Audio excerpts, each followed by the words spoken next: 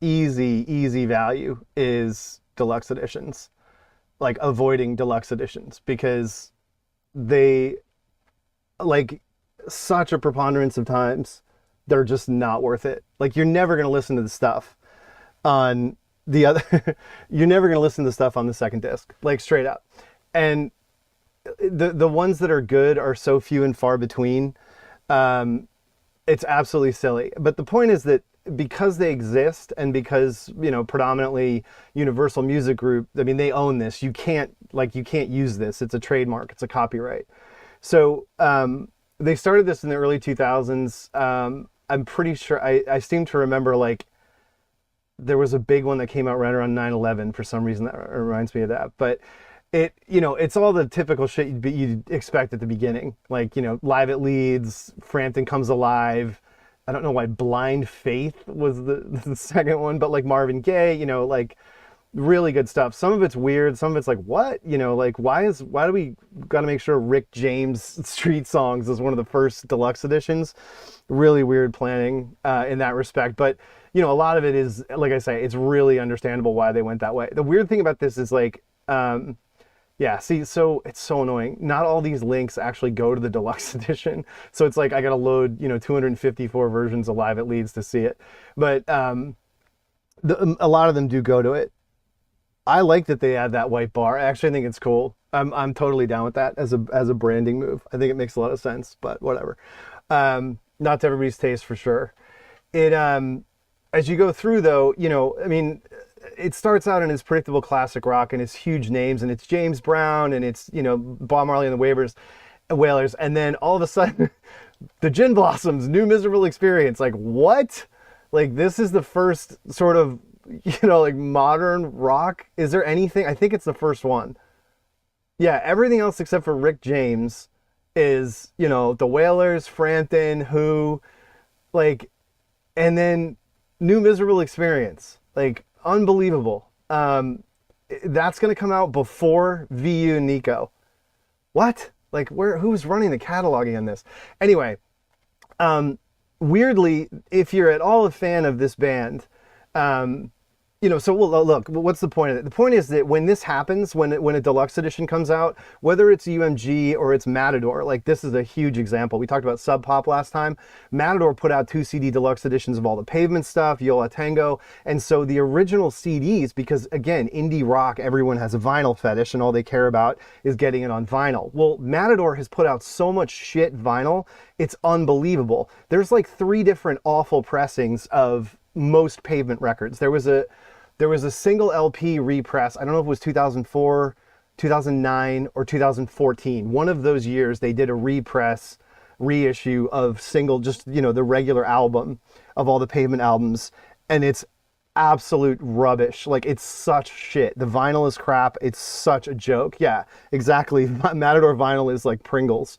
It is. It's, I mean, until they got really serious about it and everyone got serious about it and the monopolization of vinyl production became this big cartel thing about 5 years ago with Secretly and everybody.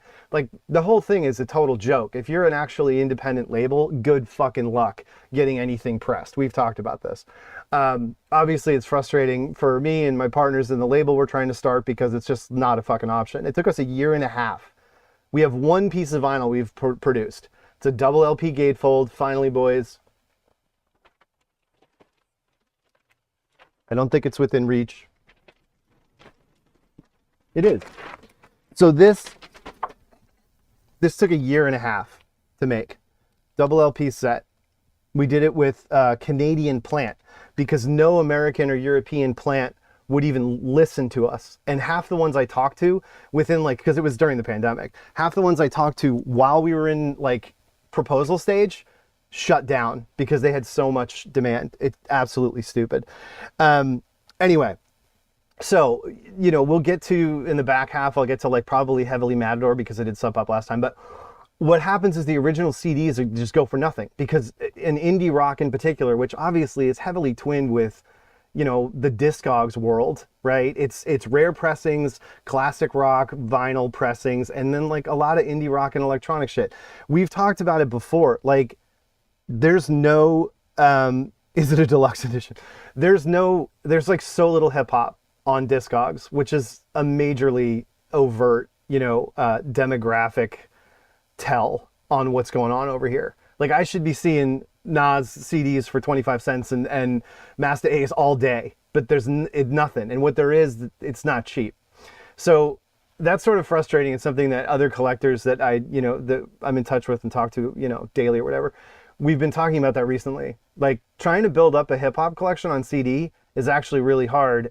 It's asymmetrically brick and mortar. And we've mentioned it in one other stream. But anyway, so in this case, funnily enough, if you like the Gin Blossoms' New Miserable Experience, which has a bit of sort of, literary cachet in terms of the narrative behind it and the tragically fucked up guitarist that kills themselves, etc., this is actually really good.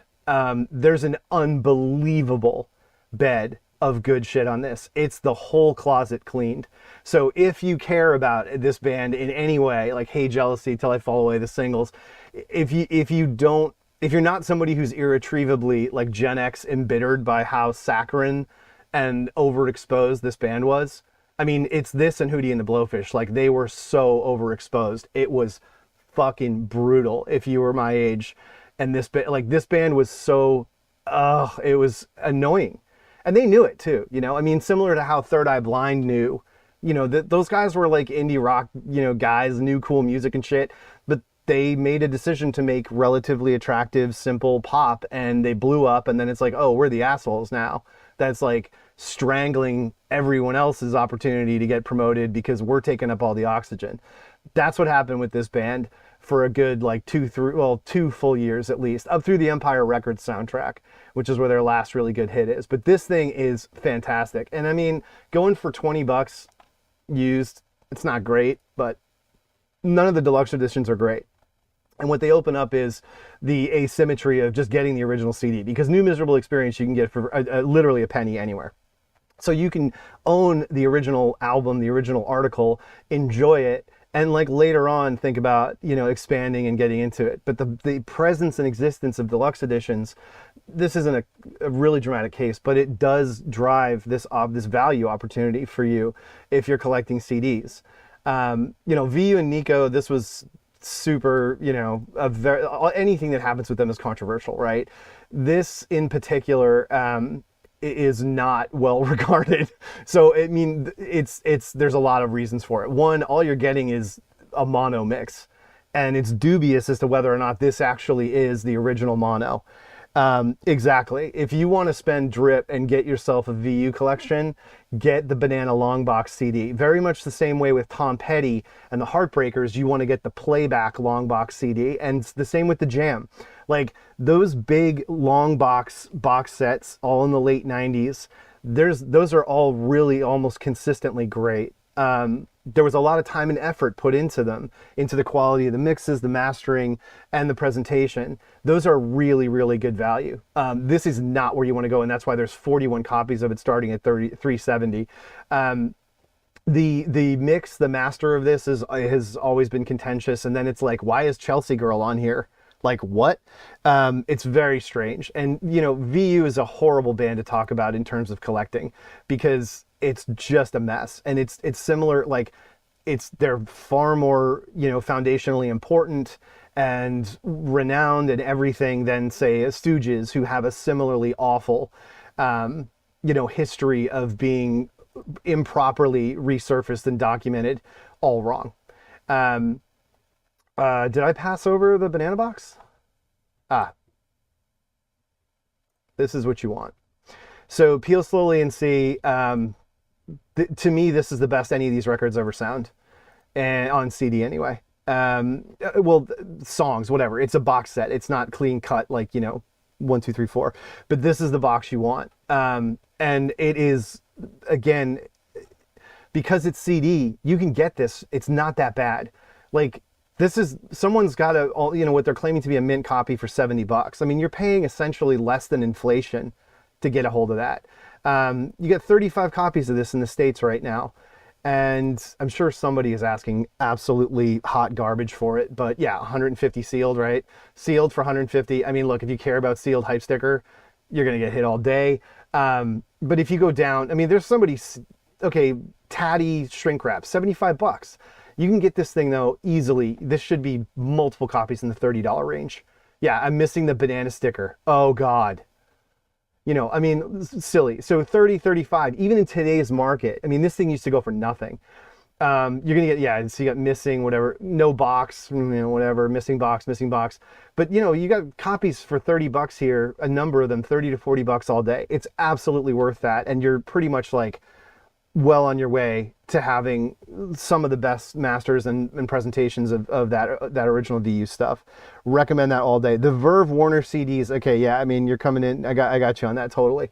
If you are serious about this band, I'm talking about like, you can get catch all in one place here for that much, and that's great. But yeah, the Verve WB CDs are definitely the reference. Like, that's where you want to go for the individual albums once you're talking about being completist and getting an archive, etc. But you know, going through, there's so much, like the Kinks piece of this too. Oh my God, this was so funny.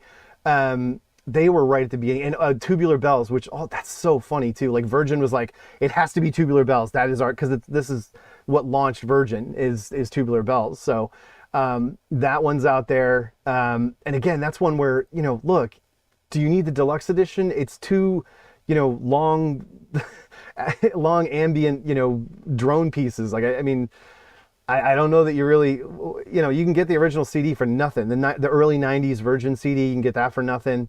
Versus the deluxe edition, that's, you know, I mean, this has been reissued so many times. Can I even bother wasting time scrolling through this? The deluxe edition, I think, has like, you know, work prints and all that shit. I mean, this thing's gone through the SACD process. It's everything. It's absolutely nuts what they've been doing with this thing over the years. But it, the CD, reissue. I don't know. I don't want to spend all the time on it. Unfortunately, it's just a nightmare. There's just so many friggin' editions. But you know, again, because of all the editioning, you can get yourself the original CDs for nothing, right? Kinks, sort of similar, but the issue here is that the original Kinks CDs are not at all. They're not well regarded. And you don't have the mono, you know, the original mono, etc. This, you know, unlike what I'm saying about a lot of these needless ones, these are pretty valuable. And they don't go for a ton yet. I mean, Kinks is weird. Like, they're big, whatever, but there's a lot of other acts that have the problem of being involved with labels like Sanctuary and Castle Music and stuff. These really like kind of sketchy imprints that got their hands all over all kinds of stuff. And so they were super active in the 90s, but they had shit mastering and just awful, like just really ugly work done on those. The Kinks ones, though, absolutely recommend that. But anyway, if we go, you know, I'm just going to resort by year because I blew up the page there.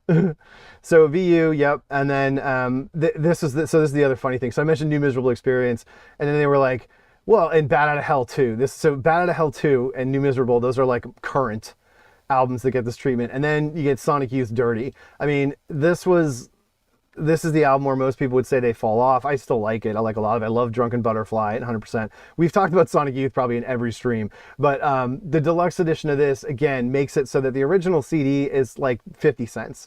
And the deluxe edition is just, you know, there's just not much there. It's strange though, this whole pursuit of repackaging deluxe, etc. So many of them have been ignored, and then so many of the other ones have become silly. Like there's a deluxe of Rattlesnakes. Like I don't know that you know, a lot of people caught that at the time.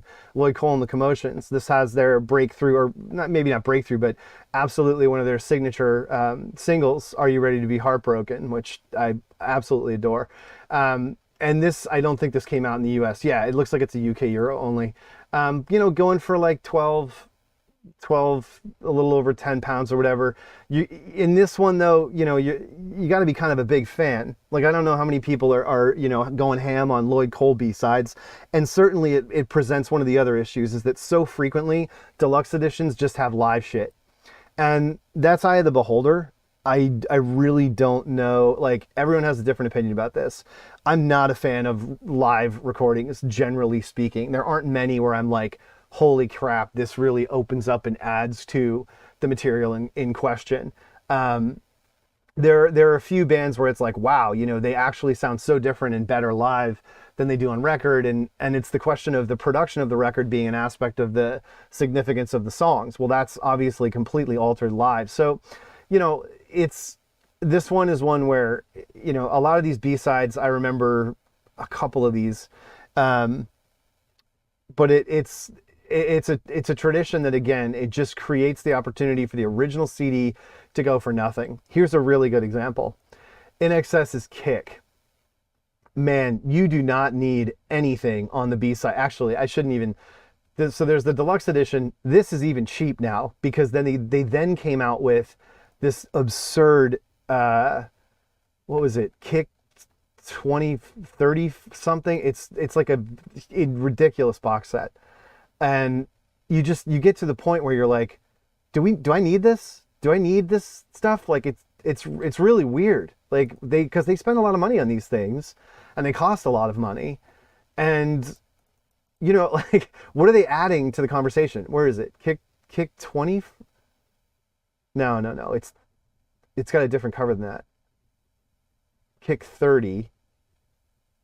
Wait a minute. No, there's a 35 too, isn't there? Oh my God, you gotta be, no, it's 30. Okay, I was like, so there's a Kick 25 and a Kick 30. 30 is the one I'm thinking of that was actually done in the US. And this thing, like, I need this in Dolby Atmos on a Blu-ray. I mean, it's a great record. It's so period. It's one of my favorite records ever. I listed it in my top 10, I think, of the 80s for back when I was at Pitchfork. I love this record. I always will. Front to back, it kills. Listen like these before it. I talk about it all the time. But look at this. Do I need the demos, the Chicago demo of Mystify?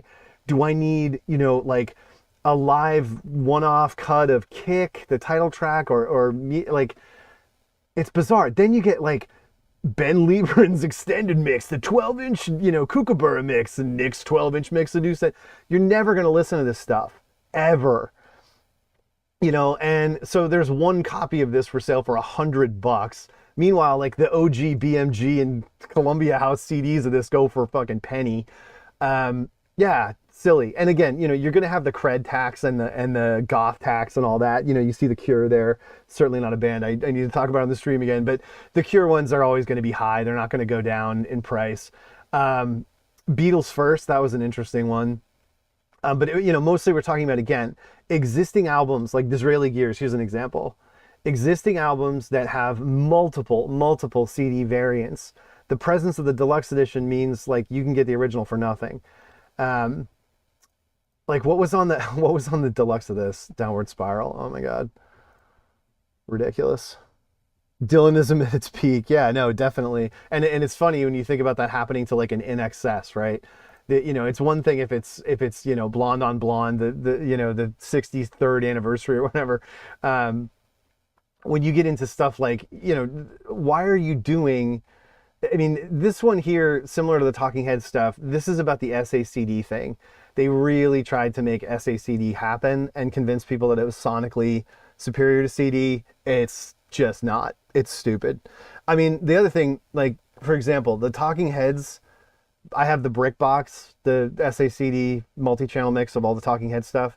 Someone created a simulated mix of what that actually sounds like if you put the channels apart, and it's they did the best possible job you could have. Don't get me wrong, but it's so disorienting. It sounds nothing like It sounds nothing like the original albums.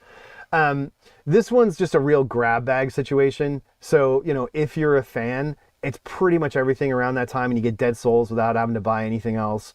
The Quiet Mix of Hurt. There's gems on this one, but this was produced. I'm surprised. I thought there'd be more of this. This was produced in enormous numbers, and probably isn't going to be a steal.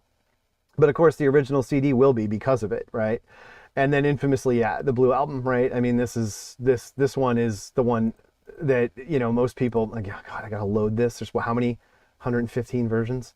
The Blue Album is infamous for being surrounded by a whole collection of really, really good. There's already 2 TDS remix albums. Yeah, I know that came out after, right? I mean, it is kind of silly.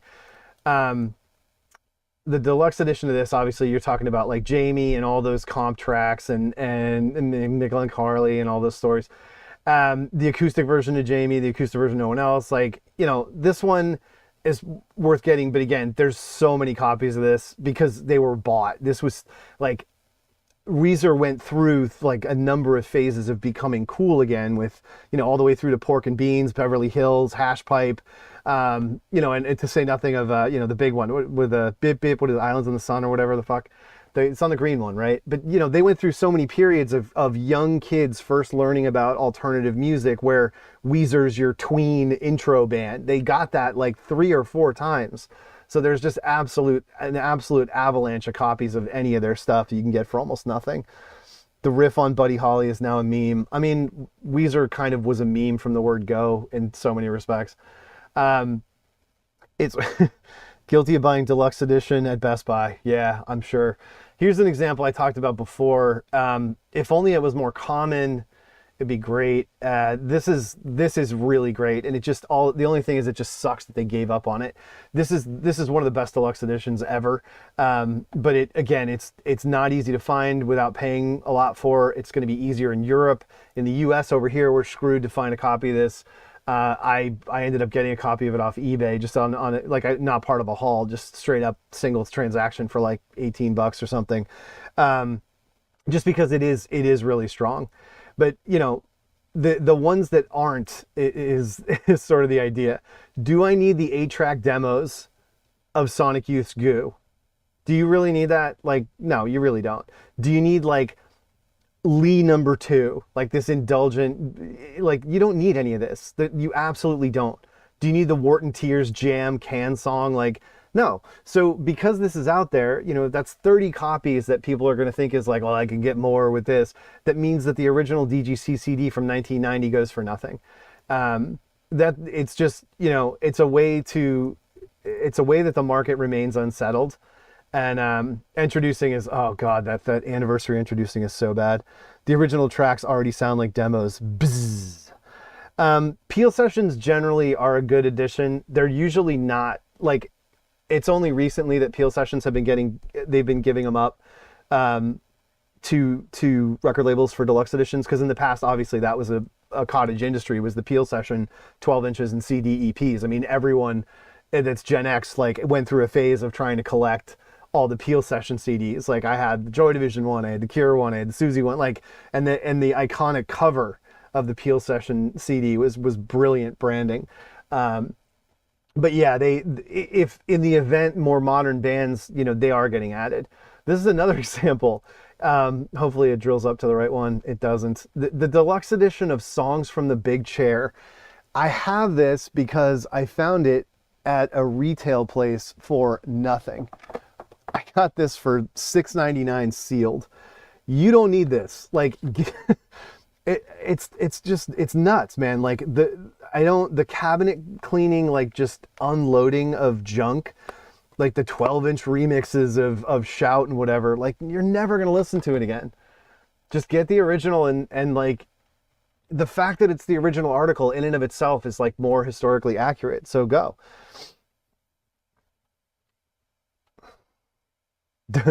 Yeah.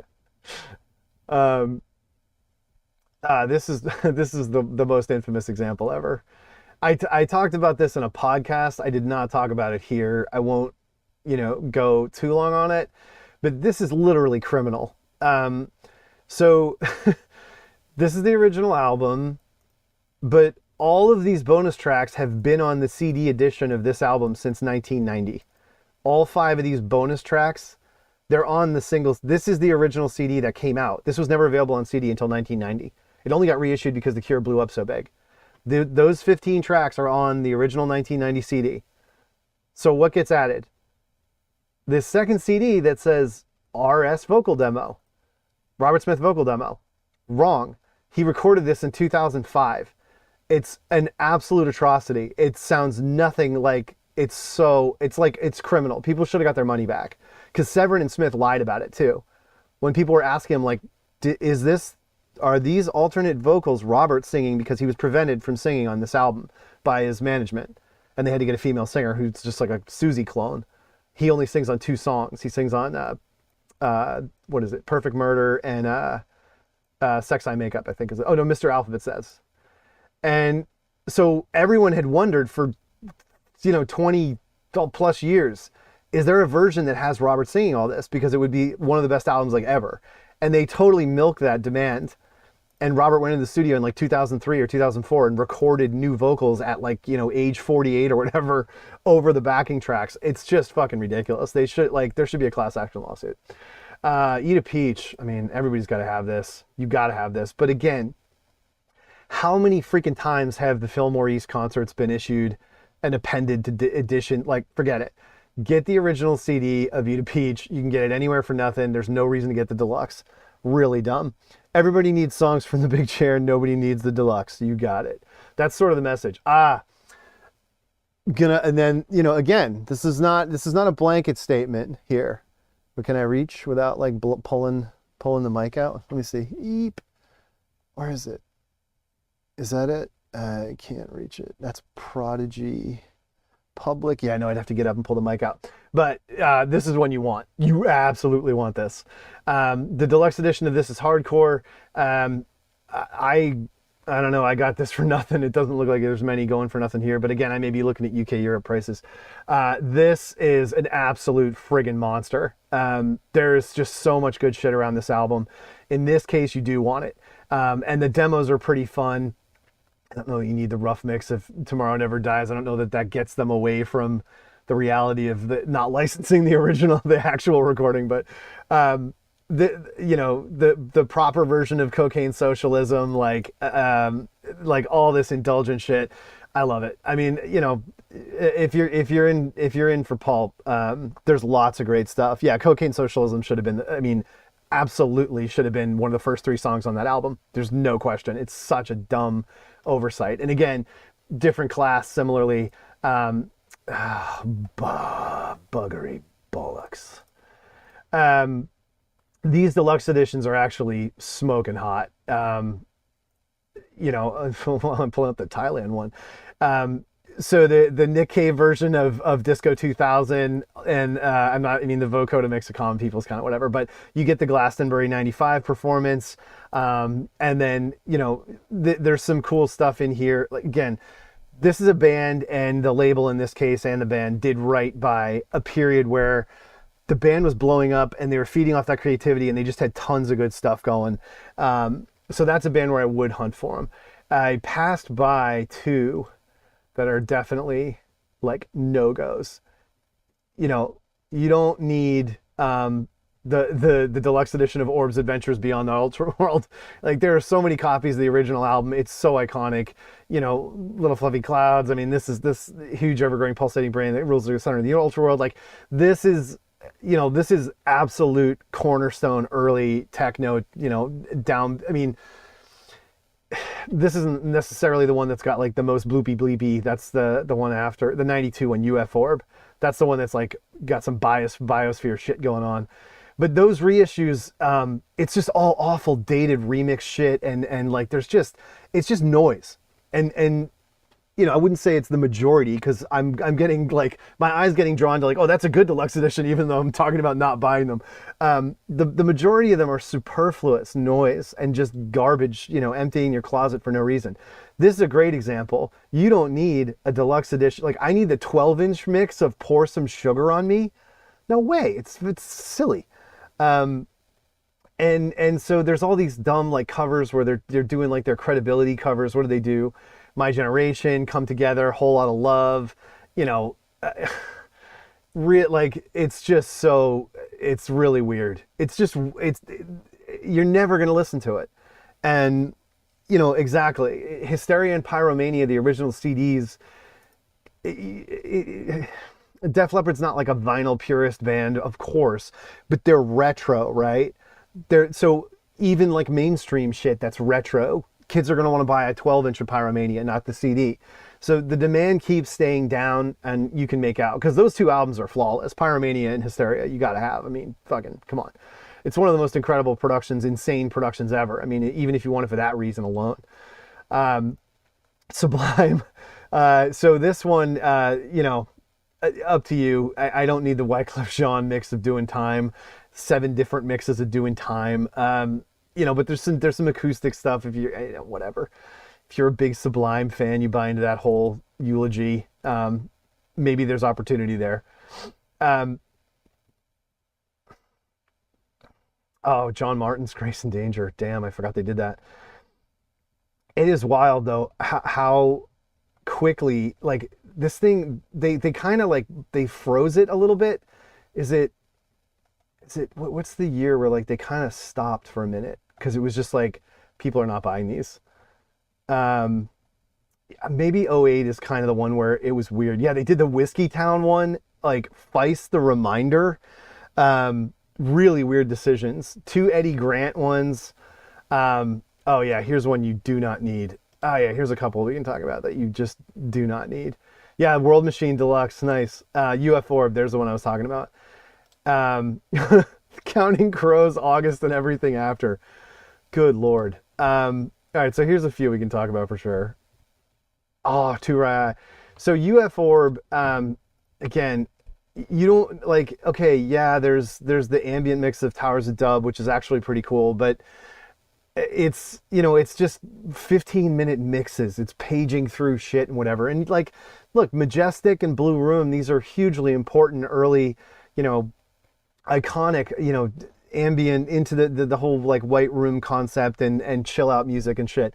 This is such an important record, but like absolutely you don't need to blow, $37 on a deluxe edition to get, the Marcangelo's ambient mix or Andy Hughes OB. Like there's just no, it's silly. And again, here's another one, a live album. Basically, you get the home demo of Eric's Trip and then just a bunch of live shit. Like, this is crap. It just bothers me. I think it's stupid. And then they do add the cover EP that was around, but these weren't, I don't know if I need to hear them doing a Mudhoney song. I don't know. It's, you're not getting fleeced on it either. If you can find copies around $10, whatever. It's up to your financial situation. For me, I want the Enigma Blast First copy because that label is not easy to collect for necessarily. The original label that released this, because they went belly up and like fucked their whole shit. But yeah, this is another one again, live. And look, you get the demos here from the Pathway cuts. These are actually cool, predominantly because this album was such a controversially bad budget, fucked up, blown out recording. My Aim Is True sounds like shit no matter how you slice it. But for me, this is absolutely pointless in the face of the authoritative, Rhino editions from when in the 90s. Those those deluxe editions rather, those were absolutely the shit. I've collected almost all of them. And that's where I go. And you can actually get twofers of them, which some people overlook. It's the same stuff. This is the Ryko. That's what I meant. When I say Rhino, Ryko, it happens all the time. They did do Rhino stuff too later. But the 2.5 Years box, I have this. And this is like a really cool thing. You can get this for nothing. It's die cut. So Elvis Costello is cut out and die cut. It's a 12-inch form factor. The Buzzcocks did one of these too. You can get this all day. And it's got like so much good stuff, and there's such good mixes of these albums.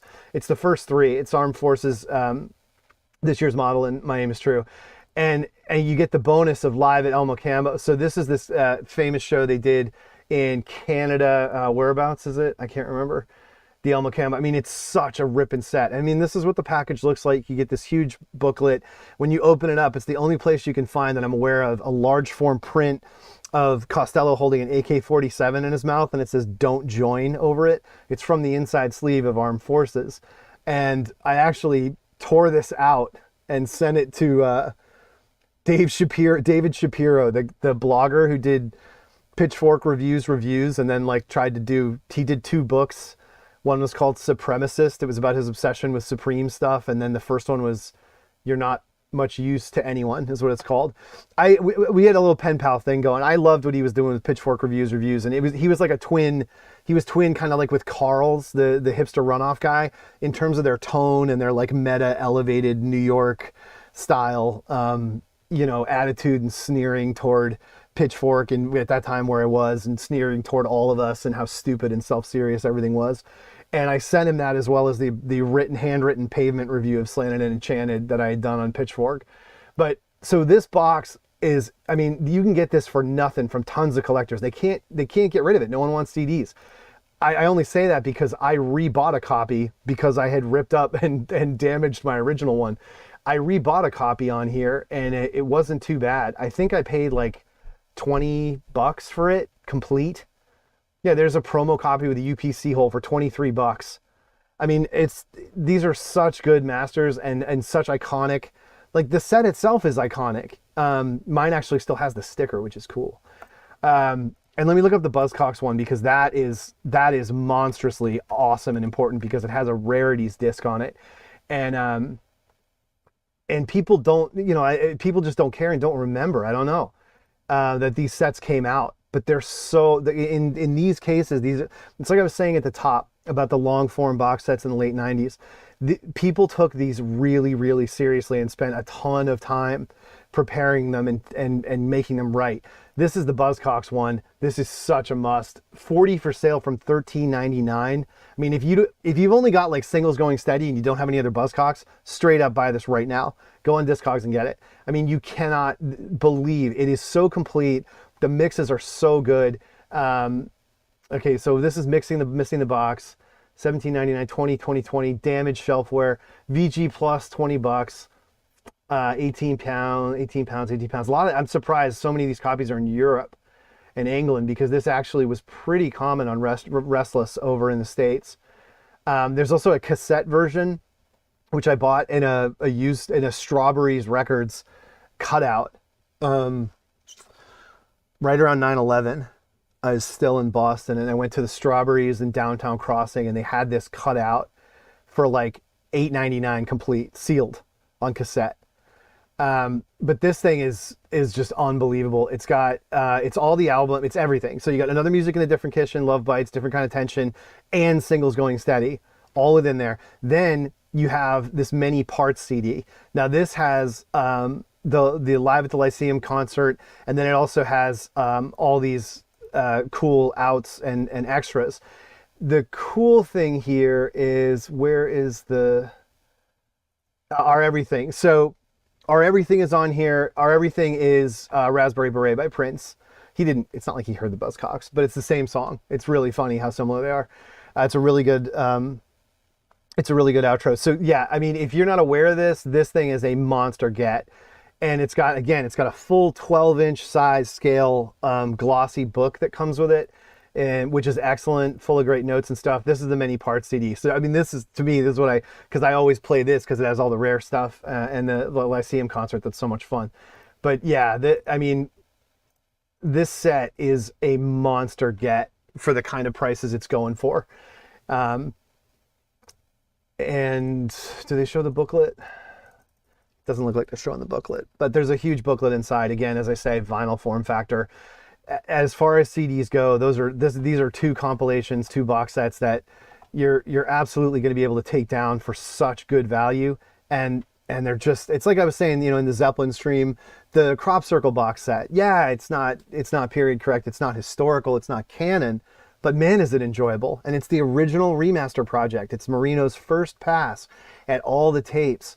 And collecting those presentations, those masters and mixes, if it's for you, it's for you. And it's not for everybody, obviously, because how many subs we're going to have on this channel. I got to learn about used CD. Anyway, so Counting Crows, again, a live set. Now, I don't want to be a total dick. This band actually was pretty good live. Not that I ever saw them, but I had an experience later in life where a friend of mine tried to start a digital live music company, and their principal investor was John Bon Jovi, and I think he's sold out of it since. Not Bon Jovi, the guy that I know, and their first band that signed up to be filmed using this new surround. I just did a live buy. Oh, we gotta do this like Twitch. I gotta give you like flare or something. I'm so fucking old. I don't know. Can I give you like make a little What do I do? Yeah, I don't know. I was gonna make a little thing go off. I guess that's Twitch only. Anyway, this band, Counting Crows, signed up to be the first band to be filmed. Oh, give me soundboard. Oh yeah, we had our first live by during the stream.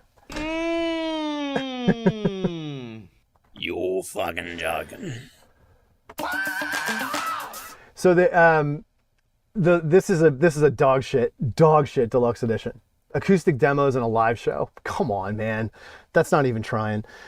Super chats. Yeah, I think if we get to the point where if we can possibly ever get 1,000 subs to this channel, some things get unlocked. I don't think it's just monetization, so maybe we'll be able to have more fun. But I don't know how long I can keep fucking doing this for. Anyway, so yeah, Counting Crows signed up to be the demo band, the band that yes, that's Living in a Box by Living in a Box from the album Living in a Box. It goes back to we were, so a lot of the people involved in the label and the community or whatever that were mostly is here. We had tried out the Amazon or Spotify Green Room. Amazon did one called AMP that we didn't touch, but Spotify was trying. We were thinking it was going to be like a live radio show and you could actually play music and talk over it. No, the mic ducks the music out and it was such crap. But anyway, during that, I did a couple of kind of podcasty live streams, and in them I did an episode talking about singers that so intentionally tried to sound like black singers, and the number one for me is Living in a Box. I mean, that dude, people thought Steve Winwood, they used to joke and call him Stevie and think, he's Ray Charles and Stevie Wonder because he had such a, incredibly wide vocal, his vocal cords opened up so much and it gave it that breadth and that width. The dude from Living in a Box is just like, it's the chorus, the second line of the chorus, where he's like, I found a way to break through. Like, it's just like, it's so obvious. It's like, get the fuck out of here. Like, it was a thing in the 80s and it's just so gross. Like, look, whatever. He loves soul music. I get it. Daryl Hall loves soul music. I don't want to get into discussions about the appropriateness of any of this, but like, there's some examples that are totally like, pork salad, it's just not okay. That shit's not okay. Anyway, so Counting Crows, I'm never going to get to this fucking story. They signed up to be the first band for this digital 360-degree live performance thing. And the idea is this. You're a record label, you have a band. How many, going on tour is expensive. How can we monetize touring? Right? And so they were thinking, instead of the horrible reality of Golden Voice and Live Nation and Ticketmaster that we've ended up with, what if everybody who went to that show automatically got a digital copy of the show filmed in 360-degree 4K with all these cameras, but it's this repeatable setup. It's this, the truck comes in, they drop this ring around. It's like a totally canned production for 4K perfect digital recording of your favorite band. And if you go to their show and pay that ticket, you get this for free. And it was this whole thing, and then they were going to release it so people who didn't go to the show could buy it, and it was not a bad business model. I thought it was fucking brilliant. I wasn't somebody who has the kind of money to invest in things, but like I went to a couple of the whatever events or whatever. I didn't go to the one that John Bon Jovi was at. That was in Long Island. If you search on Getty Images, like there's photos of it. Anyway, whatever. But yeah, they had some big investors. There was big money coming in from Korea for K-pop bands. They thought this was the greatest idea, and Sony invested a little. It just didn't happen. Live music just isn't doing it, and you can see how much worse it's gotten. The Boston Scream. No, I got to refresh, because this is predominantly sound bites from the Big Les show. If you're not aware of that, it's an Aussie animated kind of Scrundle goof, MS Paint goof. It's just fucking brilliant. I mean, I'm such a, pathetic, Aussie file, like, all that shit. Like I'm just such a sucker for the quirks and lexicon of other cultures and how funny it is, and the fact that we don't have access to it. Like, America sucks at this, and these other cultures have so much funny shit. But anyway, yeah, it's just brilliant stoner comedy. It's like, it's so fucking good, and like, for people who are from there, it's incredibly rich and deep in the nuance of like the goofs and jokes it makes. And the, common phrases that like bogans and people would make. Like, if you Google the famous example of the guy who's like, even the Australian news reporters can barely understand him. The guy who's had a car crash into his mom's store. the shit's just funny. Where's the other version? I only have the that one. Where's the Nulsy one? Did it go over on the other page? Oh, I know what happened. I put when the World Cup was going on, I put some brass.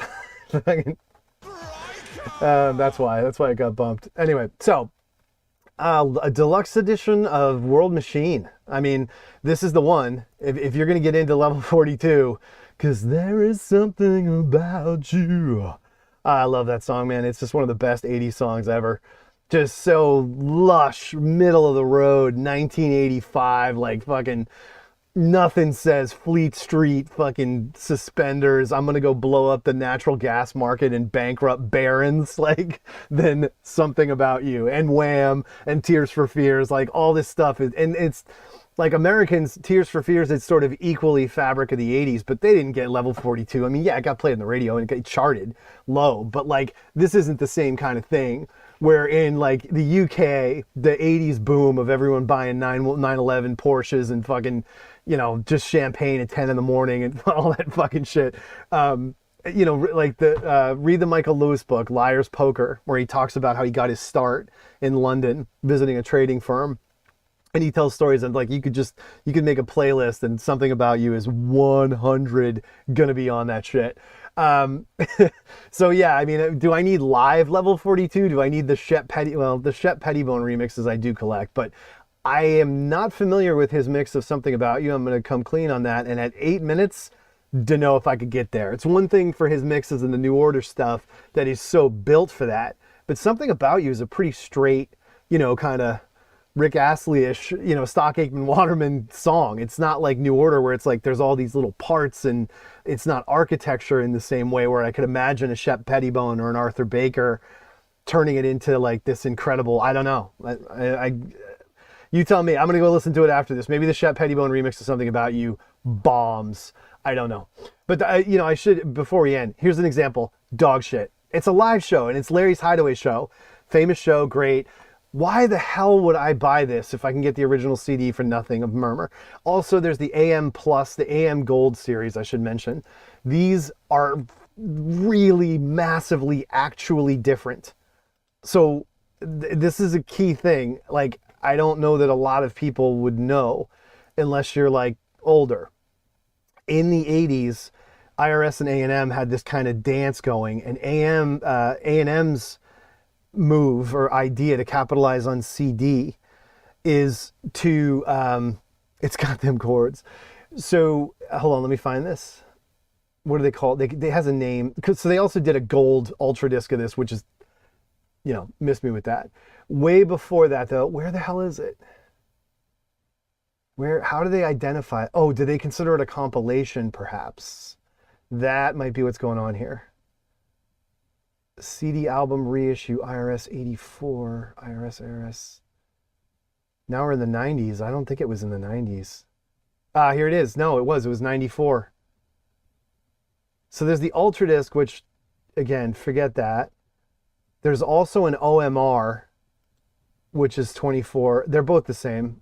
I mean, there's no question they're both the same. But,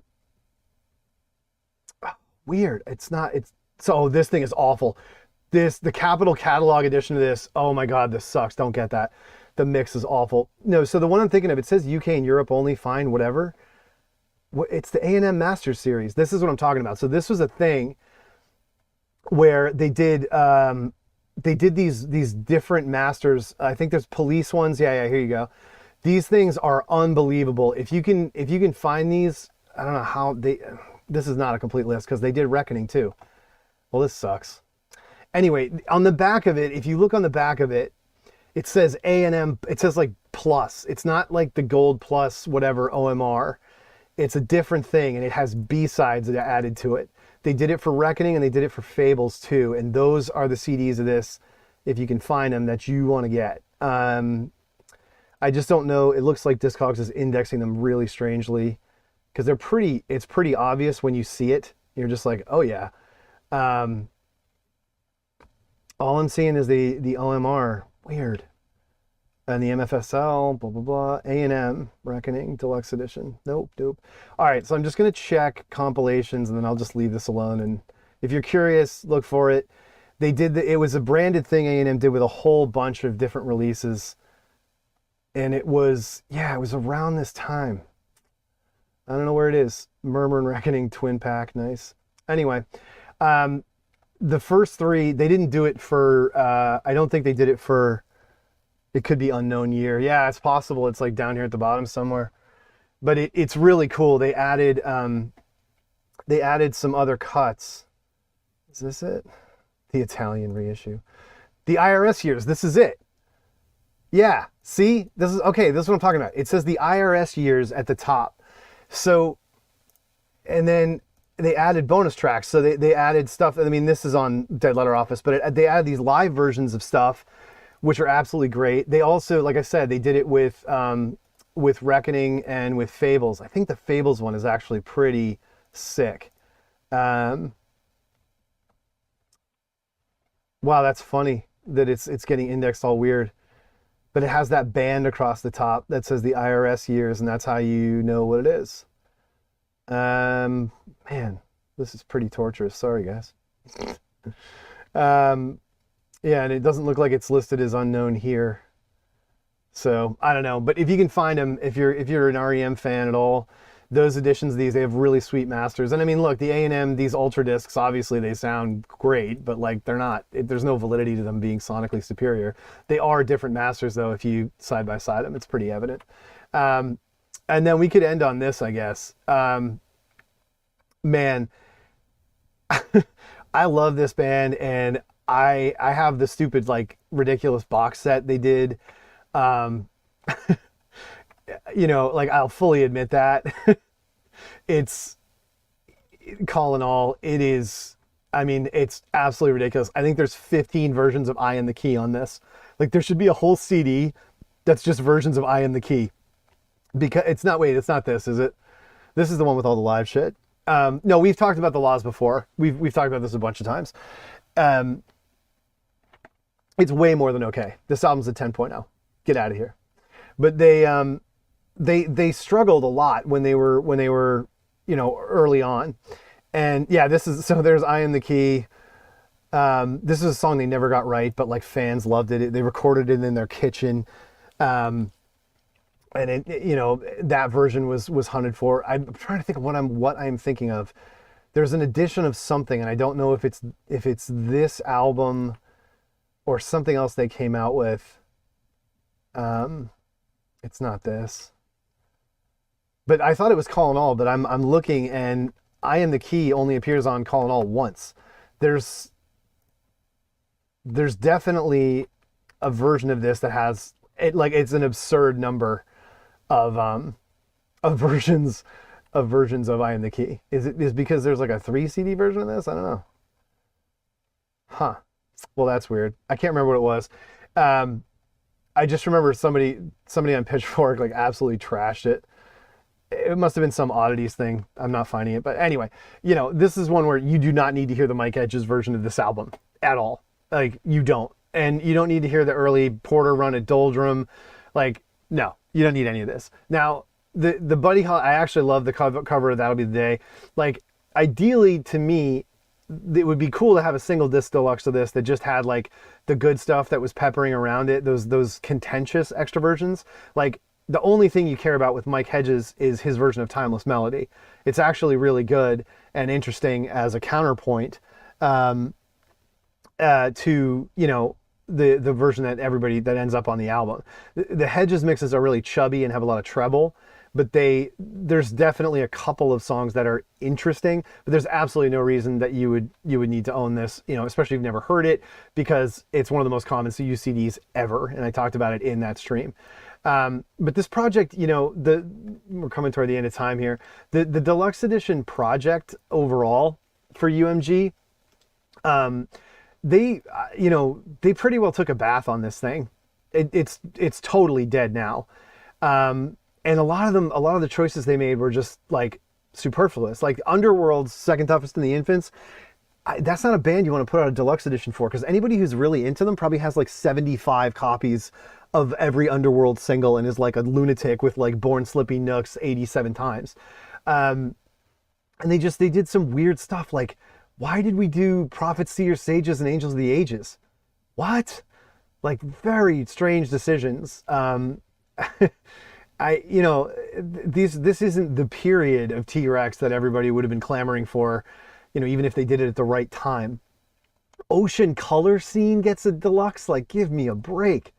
It's such a strange thing. Tical, this one's awesome because this has the Prodigy version, I think, on. Yeah, this is the most important. This is the like top 5 big beat things ever done. If you've never heard of and don't have Prodigy's remix of Release Your Delphi Method Man, and if you don't have the album Tical, you have to have both of these things. And the deluxe edition of this is absolutely worth buying to get it all in one place, because this was really hard to find for a long time. It was on a compilation, and that's how most people heard it. And so this is, I don't think, I can't speak to the Puff remixes and instrumentals and shit, but this thing here, this is one of my favorite cuts ever. The combination of one of the best rappers, most unique rap styles, and, progenitors of big beat, and they put a slamming beat on that thing. So fucking good. I love it all day. And I mean, the album's great. It's a classic from the time period. Oh, somebody mentioned Therapy. Yes, there are deluxe editions of Troublegum and Infernal Love. So if you don't know Therapy started out, I'm gonna get in trouble. Somebody's gonna get mad at me. Therapy started out basically as like a more threatening Ned's Atomic Dustbin. I was never a fan of this band at all. And by the time you get to like Troublegum, they're just going for grunge. Like Die Laughing is just a total grunge song. I just was never a big fan of this band. They got their fans, their roots are in industrial and whatever. But, Nurse was a big, they got signed to a big label. Nurse did really well, ish in the UK. A lot of people rep for them. They were taken seriously and they had some credibility and whatever. It didn't hit for me. I never liked them. I mean, Baby Teeth really is just like, there's a lot of, to me, like Ned's style on that. Ned's greater than Therapy. But yeah, no, Infernal Love, well, it's Infernal Love by this time. Look at the macho swag. Wish I had some glasses down here I could do my impression. But by this time the band's going through a lot of tension and friction, and the cover of Diane is really, I mean, if you haven't heard it, like the fact that they were into like old Huskers is pretty cool. But yeah, this band is just such a weird thing of like, are they doing glam? It's kind of like I mentioned Afghan Wigs in the last stream.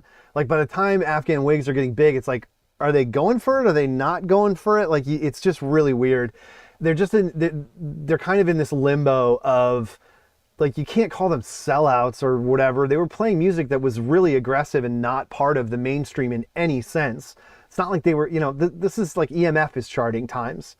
So, in relative terms, you have to be fair to a band like Therapy. But I was listening to EMF and Therapy at the time, and I never got into them.